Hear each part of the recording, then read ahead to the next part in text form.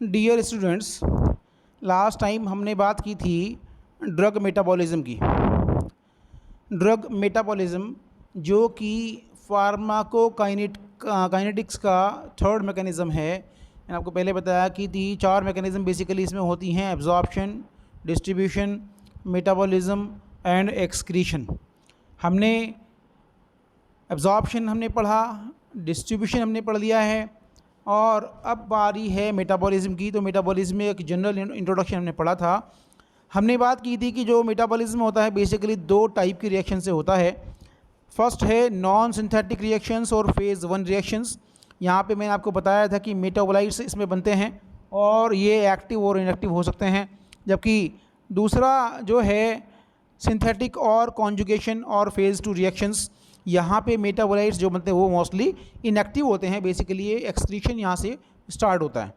तो यहाँ पे हम देखें, मैंने आपको बताया कि मेटाबॉलिज्म में बेसिकली होता क्या है कि ड्रग मॉलिक्यूल जो कि लिपिड सॉल्युबल है वो लिपिड इनसॉल्युबल या वाटर सॉल्युबल में कन्वर्ट हो जाता है। जब वाटर सॉल्युबल में कन्वर्जन उसका होगा तो वो एक्सक्रीशन उसका होगा, एक्सक्रीट आउट हो जाएगा, बॉडी से बाहर निकल जाएगा। मैंने बताया कि अगर ड्रग बॉडी में पड़ी रहेगी तो वो टॉक्सिन्स बनेगा उसका और टॉक्सिसिटी प्रोड्यूस करेगी और उसमें प्रॉब्लम होगी। तो यहाँ हमारी बॉडी जो है, हमारी बॉडी का जो ये फीडबैक मैकेनिज़्म है, एक मैकेनिज़्म है बॉडी का कि ये बॉडी जो है तो टॉक्सिन्स को, फॉरेन सब्सटेंसेस को बॉडी से बाहर निकाल देती है बाई डिफरेंट मैकेनिज़्म। तो यहाँ हम देखें कि फेज़ वन रिएक्शन और नॉन सिंथेटिक रिएक्शंस और फेज़ वन रिएक्शंस, यहाँ हम देखें कि इन this phase drug is converted into its derivatives by oxidation. यहाँ पे जो इस फेज़ में जो ड्रग मॉलिक्यूल है वो डेरिवेटिव्स में कन्वर्ट हो जाता है बाई डिफरेंट रिएक्शंस, जैसे कि oxidation, reduction, then hydrolysis, cyclization, decyclization. और डिफरेंट मैकेनिज्म होती हैं, डिफरेंट रिएक्शंस होती हैं जिनकी थ्रू ड्रग मॉलिक्यूल जो है वो अपने डेरिवेटिव्स में कन्वर्ट हो जाता है। तो यहाँ हम देखें in this phase reactive group is added to on the drug molecule. यहाँ पे क्या होता है, इसमें जो ड्रग मॉलिक्यूल होता है उसके ऊपर एक रिएक्टिव ग्रुप, एक जो है रिएक्टिव ग्रुप ऐड हो जाता है और जो कि फेज़ टू के लिए पॉइंट ऑफ अटैक का काम करता है। जब ये रिएक्टिव ग्रुप अटैच इसमें हो जाता है, तब जब ये drug molecule phase two reaction में जाता है तो ये जो है फेज़ टू रिएक्शन के लिए एक पॉइंट ऑफ अटैक का काम करता है। जैसे आप देखें यहाँ पे एसिटाइल सैलिसिलिक एसिड, एस्पिरिन, जो एसिटाइल सैलिसिलिक एसिड है, एस्पिरिन है। यहाँ एक सिंपल सा यहाँ से स्ट्रक्चर देखें यहाँ पे कि जो ड्रग मॉलिक्यूल है इस पे एक रिएक्टिव ग्रुप, जैसे कि यहाँ पे OH का एग्जांपल दिया है हमने, यहाँ पे एक रिएक्टिव ग्रुप अटैच हो जाता है और ये रिएक्टिव ग्रुप जो है सेकंड फेज़ के लिए जो है एक पॉइंट ऑफ अटैक का काम करता है। जैसे कि सेकंड फेज़ रिएक्शन जब होती हैं तो इसी को अटैक होता है ये। तो यहाँ हम देखें कि जैसे कि एसिटाइल सैलिसिलिक एसिड, एस्पिरिन, ये एस्पिरिन का मॉलिक्यूल है और जब यहाँ पे फर्स्ट फेज़ रिएक्शन हुई, फेज़ वन रिएक्शन हुई, तो यहाँ पे क्या है, ये सैलिसिलिक एसिड बनता है और एसिटिक एसिड अलग हो जाता है यहाँ पे। तो ये डेरिवेटिव यहाँ जो है सैलिसिलिक एसिड क्या है, बेसिकली ये डेरिवेटिव है किसका, सैलिसिलिक एसिड का, एस्पिरिन का। एस्पिरिन का डेरिवेटिव है सैलिसिलिक एसिड जो कि फेज़ वन रिएक्शन या नॉन सिंथेटिक रिएक्शन में बनता है। तो यहाँ आगे देखें आप जो इसमें, अब यहाँ पे डिफरेंट रिएक्शंस हैं कि जो रिएक्शंस फेज़ वन में होती हैं। फर्स्ट रिएक्शन है ऑक्सीडेशन। तो यहाँ पे देखें oxidative reaction are mostly carried out by a group of monooxygenase enzyme in liver. तो यहाँ पे जो बेसिकली जो ऑक्सीडेटिव रिएक्शंस होती हैं वो लीवर में होती हैं और एक एंजाइम होता है मोनो ऑक्सीजनेज, इस एंजाइम के थ्रू होती हैं, which in the final step involve cytochrome P450, hemoprotein, NADPH, cytochrome P450 reductase and oxygen. ये डिफरेंट जो एंजाइम्स वगैरह ये इसमें यूज़ होते हैं ऑक्सीडेटिव रिएक्शंस में।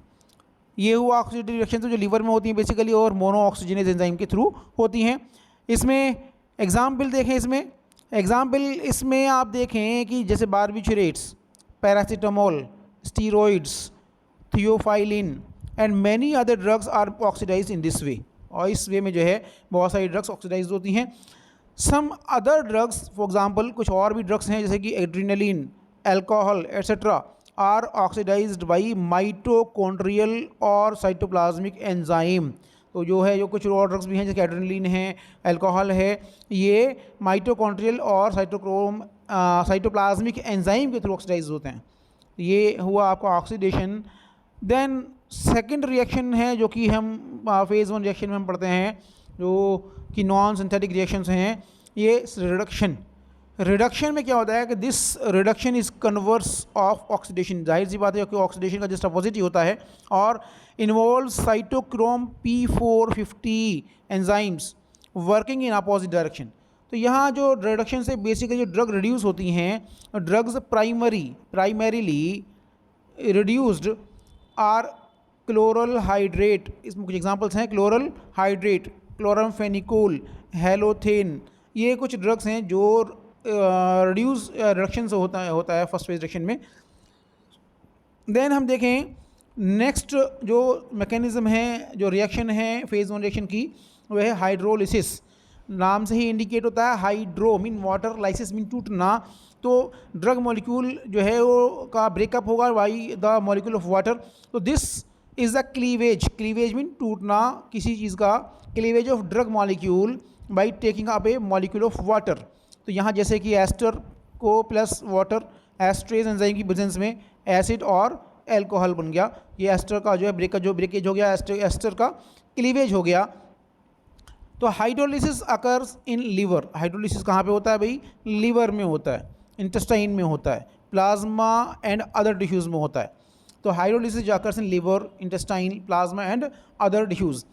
कुछ ड्रग्स एग्जांपल हैं जैसे कि कोलिन, एस्टर्स, लिडोकेन जो कि लोकल एनेस्थेटिक है, फेनिटोइन, ये जो है हाइड्रोलिसिस के थ्रू में जो है इनका मेटाबॉलिज्म होता है। तो ये हुआ आपका फेज़ 1 रिएक्शन का।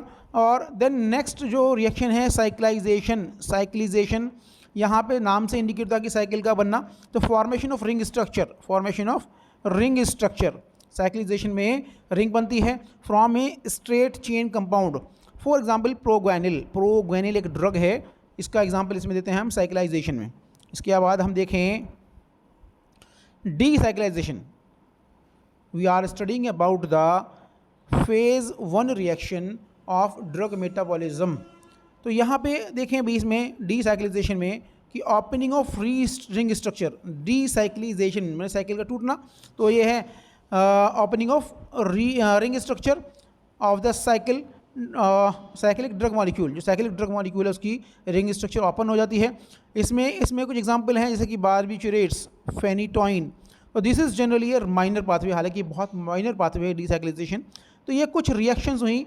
अब यहाँ हम देखें कि जो बेसिक कंसेप्ट हमने बताया पहले कि क्या पर्पज़ होता है, तो क्या है कि if the product of phase 1 reaction, अगर जो है फेज़ 1 रिएक्शन का जो प्रोडक्ट है इज़ सफिशेंटली वाटर सोलेबल, अगर वो वाटर सोलेबल है सफिशेंटली वाटर सोलेबल है, तो इट इज़ एक्सक्रीटेड आउट। ये क्या होगा?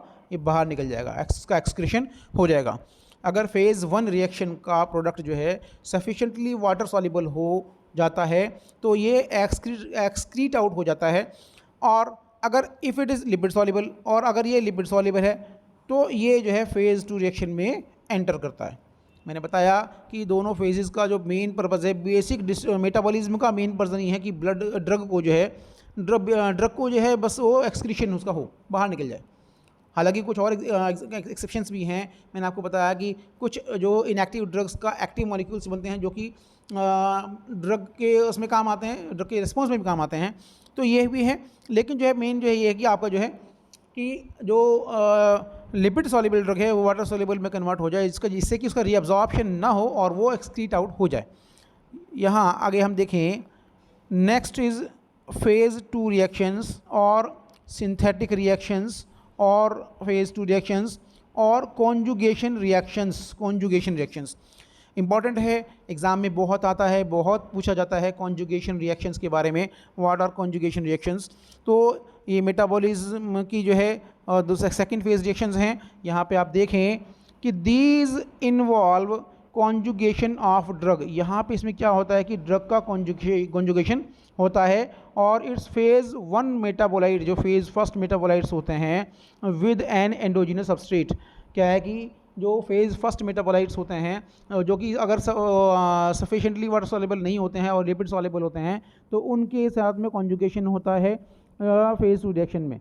तो यहाँ ये क्या है कि generally derived from carbohydrates or amino acids to form a polar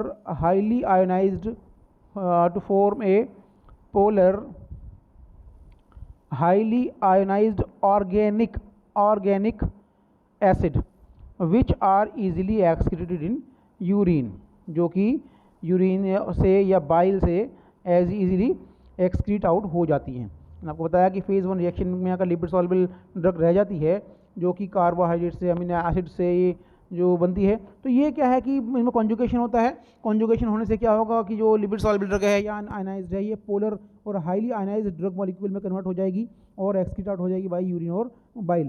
तो यहाँ conjugation reactions have high energy requirement, हालांकि जो है कॉन्जुगेशन रिएक्शंस में एनर्जी रिक्वायरमेंट होती है।